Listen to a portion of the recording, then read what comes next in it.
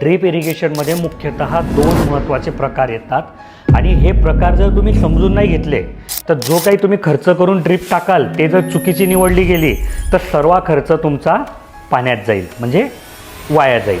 तर दोन मुख्य प्रकार कोणते? तर एक आहे ऑनलाईन, म्हणजे प्लेन नळी येते त्याला पाहिजे तिथे ड्रिपर लावायचं. तर हे कुठे वापरतात? जिथे मोठमोठे झाडं असतात, आंबा, मोसंबी, संत्री, डाळिंब, की बाबा जिथे दोन झाडांमधलं अंतर 10-10, 15-15 फूट आहे तिथे हे वापरायचं. दुसरा प्रकार कोणता येतो? इनलाईन, की ज्याच्यामध्ये हे जे म्हणजे ज्याच्यामुळे थेंब पाणी पडतं ते ड्रिपरमधून लावून दिलेलं आहे.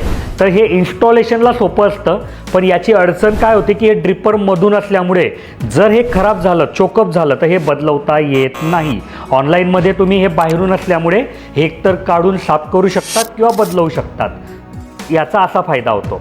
मग आता इनलाईन कुठे वापरायची? तर सर्व प्रकारचा भाजीपाला जिथे दोन झाडांमधलं अंतर कमी आहे, जसं कपाशी, तुमचं ऊस, तर तिथे इनलाईन वापरायचे. इनलाईनचे आपले काही फायदे, ऑनलाईनचे आपले काही फायदे.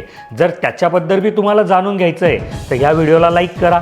मला कसं समजेल की तुम्हाला जाणून घ्यायचं आहे? तर जेवढे जास्ती लाईक येतील तेवढे ती व्हिडिओ लवकर बनवेल. आणि असाच तुमच्या मनात पण काही प्रश्न असेल तर कमेंटमध्ये नक्की विचारा. मी पुढच्या व्हिडिओमध्ये त्याचं उत्तर द्यायचा प्रयत्न नक्की करेल.